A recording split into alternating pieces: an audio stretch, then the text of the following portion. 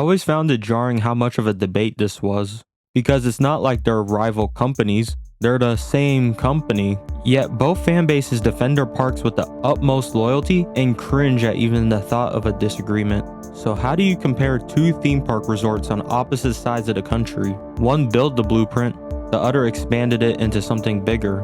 One is a memory still breathing, while the other one is a dream still expanding. But what happens when you lay all the facts on the table and realize the truth may have been staring us in the face this entire time?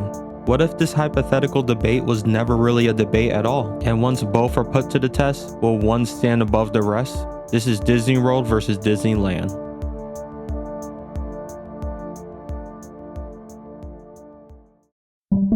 In order to get to the bottom of this, we need to set a criteria, because this debate can't be decided by nostalgia, personal attachment, or whichever park happened to define your childhood. Because of all the hot takes I'm going to make in this video, this may be the toughest to accept. For a lot of people, the answer was chosen long before the debate ever began, which is why this debate is so heated. If you grew up with Disney World, you were and will always choose Disney World as the GOAT. And if you grew up with Disneyland, you were and will always choose Disneyland as the GOAT. This isn't rocket science. Disney parks were made to create lifelong memories, no matter which park. And I'm not going to take that away from anyone, because memories are priceless. However, memories unfortunately can also cloud our judgment and may vastly overrate what you think is special. What I will do is set a criteria in place in order to judge both parks objectively. Objectively means based on facts instead of feelings, bias, or personal opinion. Although for a Disney park debate that might not always be possible, I will try my best to set the guidelines as fair as possible. I'm going to be trying to measure the full identity of a Disney resort, and here is my criteria. Success, historical significance, entertainment, amenities, and quote-unquote magic. What makes this criteria fair is that it covers both emotional value and practical value. I'm not stacking the deck with 5 versions of the same category. Each one tests a different strength and are vague enough to be fair to test in any theme park, especially a Disney park, and each one seems straightforward. I will explain magic later, and in order to be the GOAT, you do not have to be the best in any specific category, but you need to be pretty good across the board. And one last thing, for this video, this is for the entirety of both resorts, not just individual parks. For example, when I talk about Disney World, I'm not just talking about Magic Kingdom, I'm talking about every park, hotel,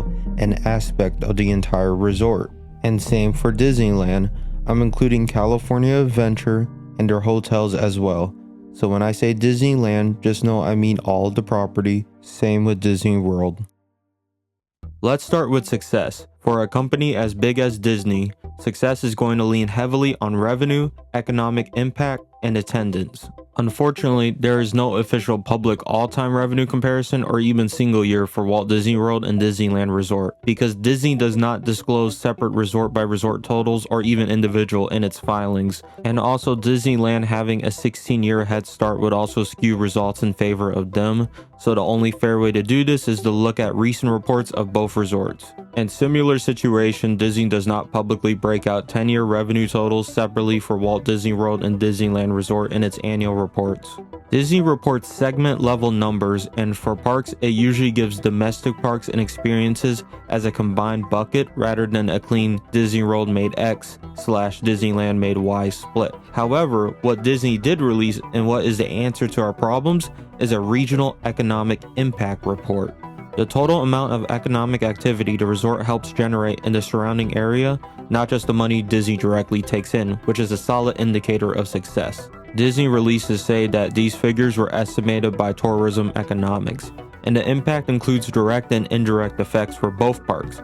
Both were released not too long ago. Disney World's report was released in 2022, and Disneyland's was in 2023. Both are good time periods considering at this point COVID's negative impact of both parks were seemingly fading at this time. Disneyland's figure is described as an annual economic impact across Southern California and reported $16.1 billion. And in Disney World's figure, it reported $40.3 billion, which is a $24+ billion swing. Not only is Disney World generating more economic activity, It's functioning as one of the main engines of the Florida economy. Alright, now let's dive into attendance, which points in the same direction. In the 2023 TEA/ACOM report, the 4 Walt Disney World theme parks drew about 48.77 million visits combined, with Magic Kingdom leading at 17.72 million, while Disneyland Resort's 2 parks drew about 27.25 million combined, with Disneyland leading at 17.25 million. Altogether, this is a 21+ swing in Disney World's favor. The TEA/ACOM also reported on all global resorts in the ranking too, so you can see how giant the resorts in this video are compared to the rest of the world. And yeah, Disney World is still leading and Disneyland is Disneyland is right behind Tokyo and is in 3rd place. I'm surprised too. Disneyland needs to beat Tokyo Disney before competing with Orlando Disney. And when both the economic impact and the attendance numbers are pointing in the exact same direction, it basically wraps up the argument. Disney World wins in success.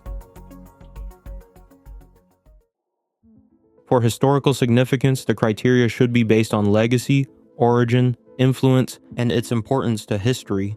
And spoiler alert, Disneyland wins this in spades.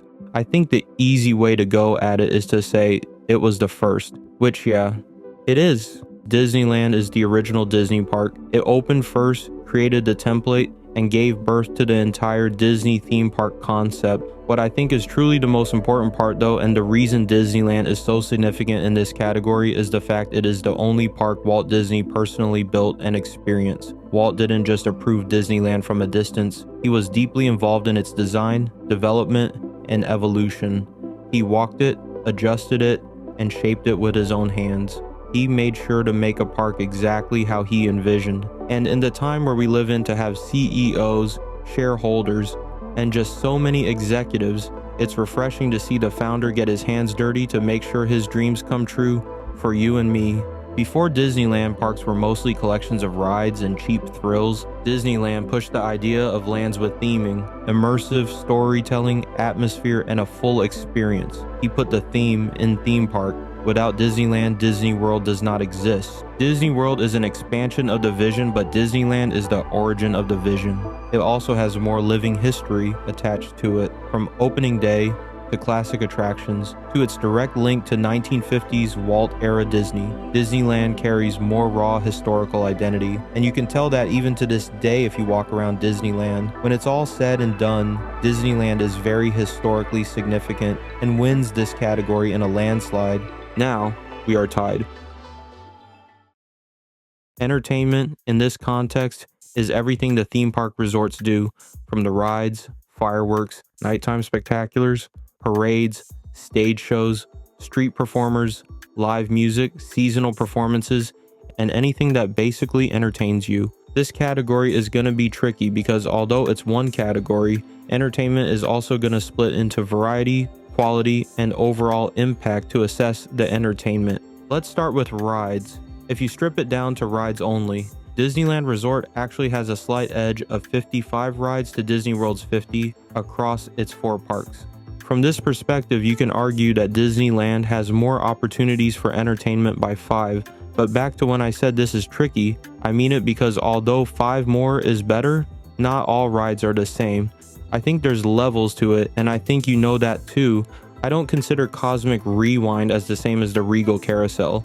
No disrespect to the carousel, but one is a legacy ride, the other is an e-ticket attraction. An e-ticket attraction means a top-tier, major headliner ride. It was introduced at Disneyland on June 14th, 1959. Back in old Disneyland ticket books, rides were ranked by ticket letters A, B, C, D, and the e-ticket ride was the big one. The most exciting, most advanced, most in-demand attraction in the park. Let's flash forward back to 2025, and now let's just count those to see who wins in this department. Which we can't because we don't have e-tickets anymore.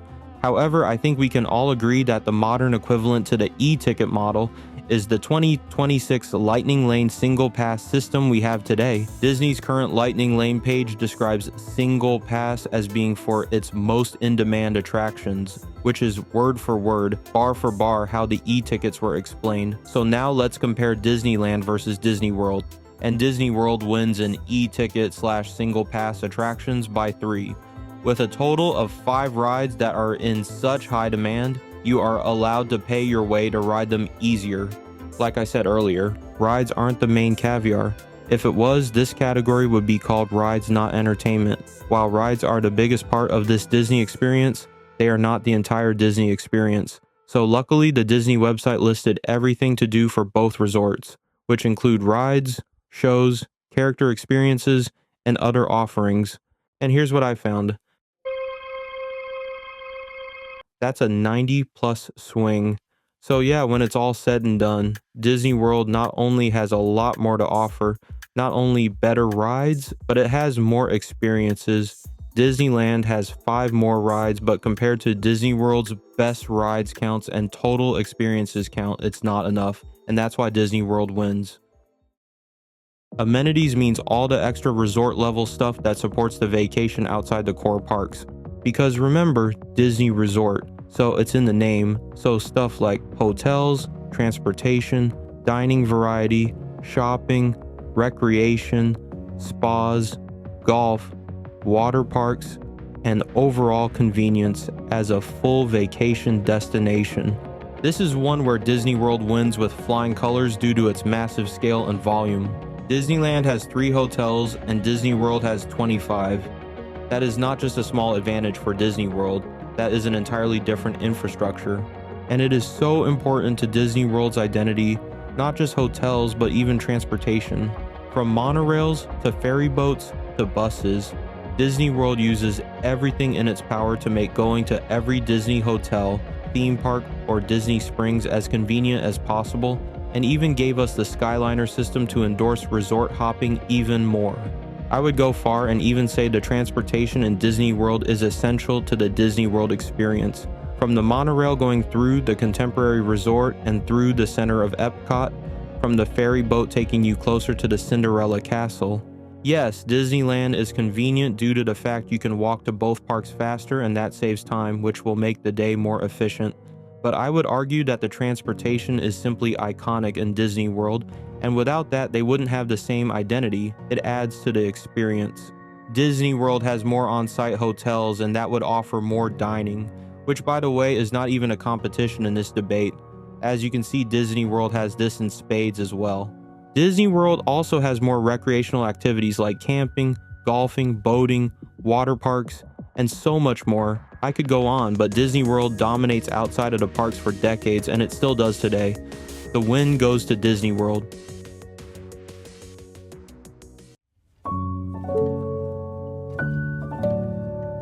This is where all stats and numbers are thrown away, where we take a moment and see what both theme parks are really trying to accomplish. Magic. Magic is that strange, beautiful feeling of stepping into a place that cares about wonder.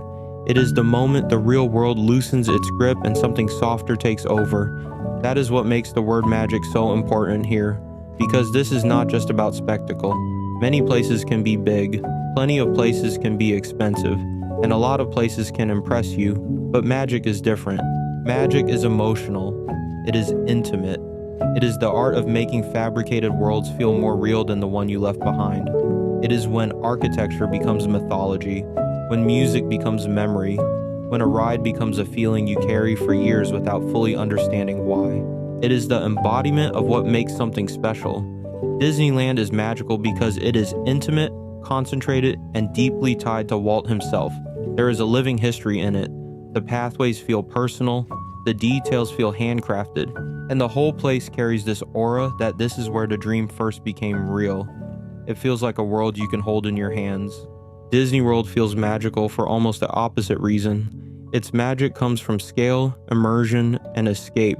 It is so large and so ambitious that it can make the outside world disappear. When Disney World is firing on all cylinders, it does not just feel like a theme park resort. It feels like entering another universe built entirely around wonder. Both Disneyland and Disney World are magical, but that is exactly what makes this debate so difficult and so revealing. Because once you accept that both resorts can create wonder, the question stops being who has the magic and starts becoming who does more with it, and that is where Disney World wins. It uses its sheer size and environment to create a deeper level of immersion, one that doesn't just entertain you, but fully engulfs you in its world. Walt himself knew Disneyland was not big enough to contain the full scope of his dreams, which is why Disney World became the next step. It is why he commenced the Florida project, the location where that vision could finally expand beyond the limits of the original park, even after his passing. He wanted to break past its limitations and build the version of the dream that could no longer fit inside Anaheim, and in many ways that is exactly what Disney World became, not a replacement for Disneyland, but the continuation of its ambition. Disneyland is the spark, the first heartbeat, the place where the dream first opened its eyes. But Disney World is the horizon that the dream kept reaching toward, wider, grander, and more consuming. One gave the world its first glimpse of magic, the other made you stare right at it. And when you stand in the middle of it all, surrounded by its scale, its atmosphere, and its impossible sense of escape, Disney World does not just feel like the evolution of that magic, it feels like the magic in its fullest form, because in the end, the better resort is not the one that started the dream, it's the one that proved how far that dream could go.